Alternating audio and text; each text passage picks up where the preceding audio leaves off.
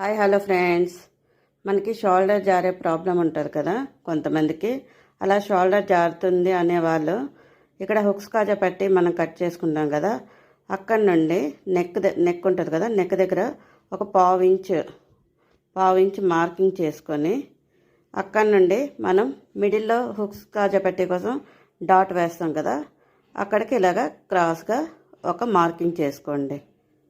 ఓకేనా. ఈ విధంగా మార్కింగ్ చేసుకొని పావు ఇంచ్ అంతే మార్కింగ్ చేసుకుని దాన్ని మార్కింగ్ చేసుకున్న విధంగా అక్కడ వరకే ఆ డాట్ మనం వేసుకుంటాం కదా కుట్టు, అక్కడ వరకు కట్ చేసేసుకోవాలి.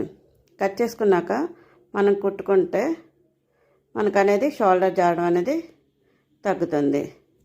ఓకేనా. ఈ విధంగా ఈ పీస్ తీసేసాక మనం నార్మల్గా బ్లౌజ్ ఎలా స్టిచ్ చేస్తామో ఆ విధంగా స్టిచ్ చేసుకున్నామంటే మనకి షోల్డర్ జారడం అనేది తగ్గుతుంది. ఓకేనా ఫ్రెండ్స్. నచ్చితే ఒక లైక్, షేర్ అండ్ కామెంట్ చేయండి. నా ఛానల్ని సబ్స్క్రైబ్ చేసుకోండి.